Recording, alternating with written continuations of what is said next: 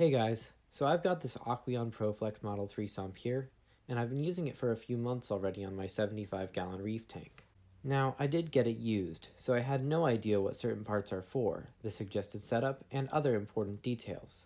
The online instructions are borderline terrible, and there aren't even any decent reviews on YouTube that I've found either.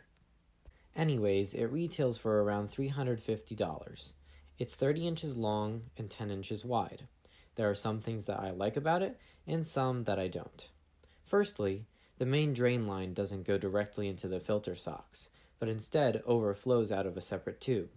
This means you get even dispersion of water throughout the entire filter sock, instead of all the detritus clogging up in the space right below the drain line. You'll notice that there are two filter socks here, and one I have in my overflow drain coming down to a reverse Durso. This comes from my Herbie setup in my modular marine overflow up above. Optionally, if you don't have multiple drain lines, there is a plastic T-shaped cover for this area. I'll note, I do wish the filter sock compartment was designed like the Red Sea sumps have it, so that multiple drain lines can be used without obstructing the socks. Regardless, I simply shut off the valve and twist off the fitting, the only extra steps.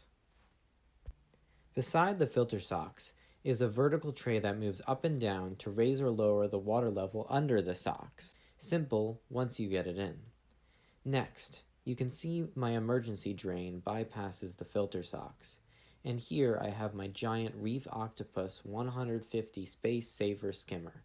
This thing is a monster, so much so that it scared away the space of my refusion. Now, if you do want to fusion your sump, this is where it will go because it is all black plastic. There is actually a lid for this section too, which can be used to hold your light as it has a dedicated window on top. Let's say you opt into a fuge. Then your skimmer has to go in the third compartment. This entails that you need a precise auto top-off unit, unfortunately, as otherwise the water level may fluctuate to the point where your skimmer will overflow. You also need enough space for your return pump and any other pieces of equipment, so keep that in mind. In my tank, I have only the ATO, return pump, and reactor pump in the third compartment. This brings me to my biggest pet peeve of this sump. That is how most of it is really tall, but then it suddenly drops off and becomes tragically low. This makes no sense to me whatsoever. Why have the sump walls low in the place where extra water goes, from backflow, power outages, skimmer shutting off, etc., and tall where there is no conceivable reason I can think of to have it taller? The effects of this are twofold. First of all, the walls are high and obstruct my reach behind to the power strips and drain valves. The skimmer has to be raised 5 inches above the bottom, still sitting in 9 inches of water, which also obstructs not only my reach, but also my view of whatever is behind that area, due to the skimmer cup rising high above the sump. Second, the walls make it impossible to get my arms in too far, and to get equipment, like the skimmer, in and out easily. Basically, I am not sure why this design would make any sense to someone. I am only thankful that the third compartment is not as tall as the rest.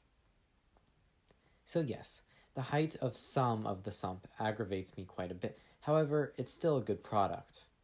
There are better sumps out there that aren't ferociously tall and then meekly short, that have larger openings for the drain lines, that have enough compartments for the skimmer, return pumps, and a fuge to all be separate, but they of course are going to cost more.